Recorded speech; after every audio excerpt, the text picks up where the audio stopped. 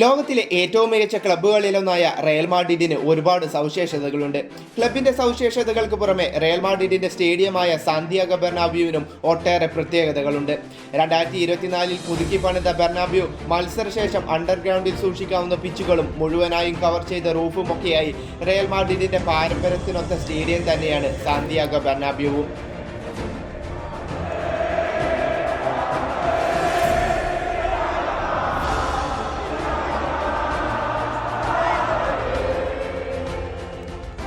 എന്നാൽ real Madrid അവരുടെ സ്റ്റേഡിയത്തിന്റെ പേര് ചുരുക്കാൻ പോകുന്നതായി റിപ്പോർട്ടുകൾ പുറത്തുവരുന്നു. എതിർ ടീമുകളുടെയെല്ലാം നരകമായ സാന്തിയാഗോ ബെർണാബ്യൂ നീണ്ട 7 പതിറ്റാണ്ടുകൾക്ക് ശേഷം ബെർണാബ്യൂ എന്ന പേരിലേക്ക് ചുരുങ്ങുമെന്നാണ് റിപ്പോർട്ടുകൾ പറയുന്നത്.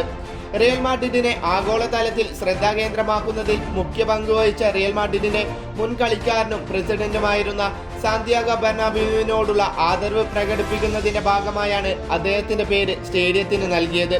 വരും നാളുകളിൽ ബെർണാബ്യൂ എന്ന പേര് മാത്രമായി ചുരുങ്ങും. അതിനു മുന്നോടിയായി ക്ലബിന്റെ വെബ്സൈറ്റുകളിലും സോഷ്യൽ മീഡിയ ചാനലുകളിലുമൊക്കെയായി നിലവിൽ ബെർണാബ്യൂ എന്ന് മാത്രമാണ് വിശേഷിപ്പിക്കുന്നത്.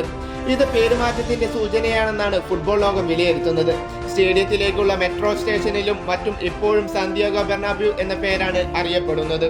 പേര് ചെറുതാക്കുന്നതിലൂടെ നിലവിലെ ക്ലബിന്റെ പ്രസിഡന്റായ പെരസിന്റെ ലക്ഷ്യം കാര്യക്ഷമമായ ബ്രാൻഡിംഗ് തന്നെയാണ്. എന്തായാലും മാധ്യമങ്ങളും ആരാധകരും ഇതിനോടകം തന്നെ ബെർണാബ്യൂ എന്ന പേര് അംഗീകരിച്ചു കഴിഞ്ഞു.